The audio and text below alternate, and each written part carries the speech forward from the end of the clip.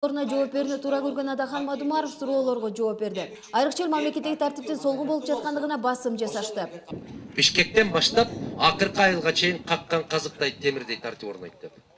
Мен айтып атам, булактын көзүн тазалайлы, арыкты тазалабайлы. Булак ким? Булак кыргыз падышасы. Бийлик таза болсунчу. Эмне үчүн Усубалиевдин тушунда ууру министрлер болгон эмес? Эмне үчүн кой оозунан чоо албаган момун мусулман Масалиевдин тушунда бир министр, мен эсимде бар, Тыныкеден үйүнүн үстүн жаба коюп туруп, Абсамат Масалиев жакка келеткендесе үстүнөн кара кагаз менен жаптырып жүргөн. Эл азыр таза шайлоо өтөрүнө ишене албай турушкандыгын, айрыкча өткөн жылдагыдай добушурдоолорго жол берилбесе деген үмүттөрүн айтышты. Муну менен катар эле алдыдагы шайлоодо элдин бүтүндүгүн сактап калуу багытындагы суроо берилди. Эгер чыныгы таза шайлоо болуп, ким уткан болсо, мен Алмаз Шаршеновичке айттым. 20 мүнөттөн кийин күт, калпагымды, чепкенимди алып келип үстүңө жабам да куттук айтам. Телевизордон чыгып экөөбүз бири-бирибизди куттуктайбыз. Эл дагы бизге рахмат айтат. Бата берет. Эгер мен утсам, 20 мүнөттөн кийин күтөм, дал мен айткандай кылып сен келип, сен мени куттукта деди. Биз талашпайлы, биз чабышпайлы, биз элди кыйнабайлы. Кыргыздын тарыхында хан качпаган эле дешкен баткендиктер ханы кеткен элдин куну кетет. Аны мезгил көрсөттү. Акаев менен Бакиевди кыргыздын элине алып келип күнөөсүн мойнуна кое аласызбы деген суроо салышты. Исхак абабыздан кийин биз акылыбызга келишибиз керек. Мен Акаев көрүп аткан, Бакиев көрүп аткан күндө душманыма да каалабайм. Бул кыргыз элинин бүткүл дүйнөлүк экинчи курултайын чакырабыз, Кудай кааласа. Мына ошондо өкүлдөр келип отурсун. 2000 болобу, 3000 болобу.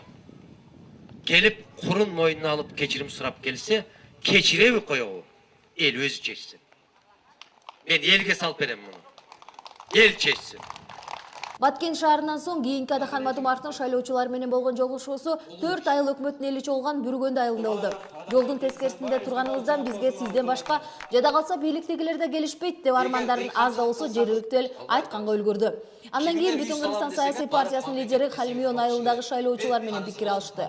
Адахан Мадумаровдун барган жеринде эң көйгөйлүү маселе катары Кыргызстандын эл аралык аренадагы кадыр баркы, коңшу мамлекеттер менен болгон алаканы жакшыртсаңыз деген өтүнүчтөр болуп жатты. Биз Кыргызда жакшы макал бар. Алыскы туугандан жакынкы кошуна деп. Бирөөлөр жүрдө Швейцарияны жетелейбиз деп. Бирөөлөр жүрдө Япония болобуз деп. Азыркылар Түркия болобуз деп кыйналып атат.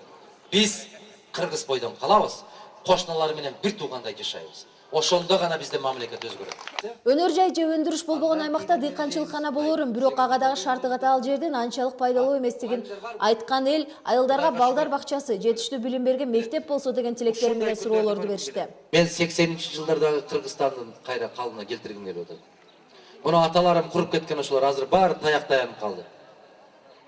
Ошол заманды кайра кайтарам. Ушуга убада бере алам. Башка нерсени убада бербейм. Дискотека жасабайм, жылкы сойбойм, аш бербейм, концерт да бербейм. Бүгүн Адахан Мадумаров Кадамжы Айдаркендик шайлоочулар менен жолугушуп, эртең оокат Кызыл Кыяда болот.